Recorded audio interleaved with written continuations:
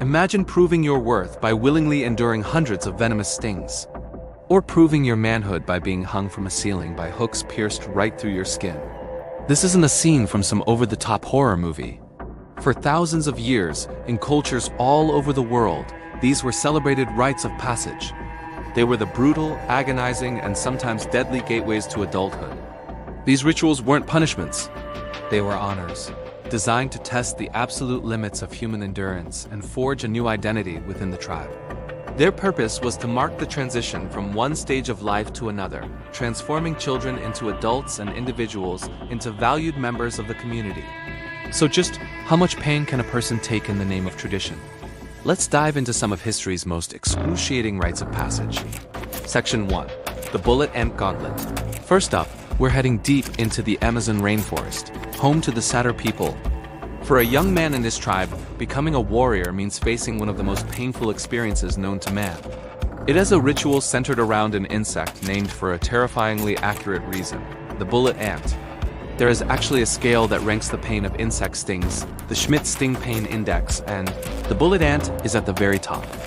The man who created the scale, Dr. Justin Schmidt, described the sting as causing waves of burning, throbbing, all-consuming pain that continues unabated for up to 24 hours. To prepare for the ritual, tribal elders gather dozens of these ants, sedate them, and weave them into a pair of leafy gloves with their stingers pointing inward. The young initiate, who is often just a boy, has to put his hands inside these nightmare mitts. For 10 straight, agonizing minutes, he has to endure the stings as the ants pump neurotoxins into his hands. All the while, he's expected to dance, showing no sign of the torment that's literally making his body convulse. The point is to prove his bravery and resilience, but it doesn't end there. To truly be considered a man, he has to go through this ordeal 20 times over several months or even years. The pain is so intense it can cause temporary paralysis and uncontrollable shaking for days. And yet, for the Satter, this shared suffering is a badge of honor, a brutal but necessary step to becoming a protector of his people. Section 2. The Sky-Suspended Ordeal. From the jungle, our journey now takes us to the Great Plains of North America for a ceremony of staggering intensity, the Okipa of the Mandan people. This wasn't just a coming-of-age trial for young men. It was a massive annual ceremony to renew the world, guarantee a plentiful buffalo supply, and strengthen the tribe's connection to the spirit world. The ritual lasted for 4 days, but the finale was a test of mind and body that is hard to even wrap your head around. Young men looking to prove their courage would volunteer for the ordeal. After days of fasting, they'd enter the sacred lodge. There, holy men would cut into their chest and back, pushing wooden skewers straight through muscle and skin. Ropes were then tied to these skewers, and the men were pulled up, left to hang from the roof of the lodge, sometimes for hours. The torment was unbelievable, but making any sound of pain was a mark of cowardice. To make it even worse, heavy buffalo skulls were often hung from other skewers in their legs to add more weight. They would hang there until they passed out from pain and blood loss, hoping to receive a vision from the spirits. But it still wasn't over.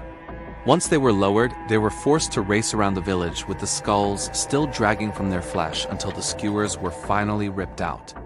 As a final sacrifice, many survivors would offer the little finger of their left hand to be ceremonially chopped off. Those who survived weren't just seen as men. They were revered, having shown an unbelievable commitment to their people through ultimate self-sacrifice. Section 3. The Lion's Shadow. If being hung by your own skin sounds insane, how about facing down the king of the savannah with just a spear?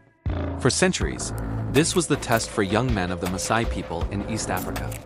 The lion hunt, or olameo, was the final step to graduate from boyhood to the honored status of a warrior or moran. This was an act of incredible bravery.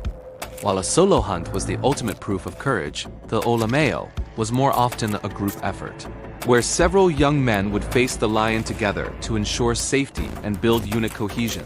It wasn't just a hunt. It was a direct confrontation with one of the planet's top predators.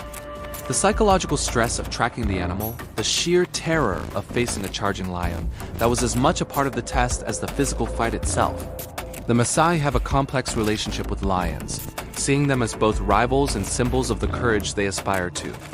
The rules were clear. You couldn't kill a lioness or an animal that was already sick or trapped. It had to be a fair fight. After a successful hunt, the warriors were celebrated for a week and earned the right to wear the lion's mane, a powerful symbol of their new status.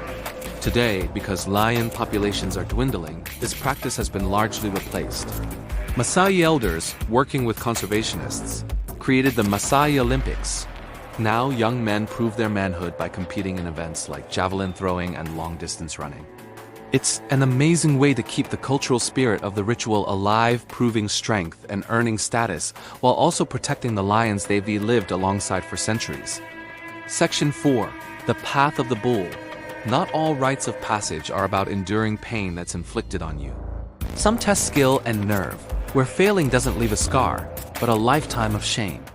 In Ethiopia's Omo Valley, the young men of the Hamar tribe face exactly that test: bull jumping. When a young man is ready, his family throws a huge party. The main event requires him to run across the backs of a line of castrated bulls, usually about 7 to 10 of them, held side by the community. He has to do this completely naked, a symbol of the childhood he's leaving behind. To pass, he has to make the run 4 times without falling. If he does it, he's earned the right to marry, own cattle, and have kids. He's now a maza, a man who's passed the test and is celebrated with a massive feast. But if he falls, he faces total humiliation. He's disgraced and has to wait another year to try again, bringing shame to his entire family. But there's another, more brutal side to this ceremony. While the boy prepares, his female relatives actually demand to be whipped. They dance and provoke the meza, the men who've already passed the test, to lash their backs with canes. They do this to show their loyalty to the young initiate. The deep scars they collect are seen as a badge of honor, a permanent symbol of their devotion. It's a shocking display of shared sacrifice, where the pain is considered a key part of the man's journey into adulthood.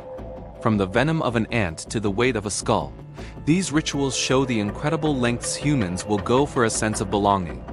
They might seem barbaric to us, but they were deeply meaningful acts that bonded communities together and gave people a clear, if brutal, path to a new identity. The pain wasn't just cruelty. It was a tool for transformation. If you found this trip into history's extremes fascinating, make sure to hit that subscribe button and ring the notification bell so you don't miss our next exploration. Which of these rituals shocked you the most? Let us know in the comments below. Ultimately, these stories force us to look at our own lives. They show that suffering can forge strength and that community is built on shared experience. It really makes you wonder, what are the invisible rituals we endure today, and what will future generations think of them?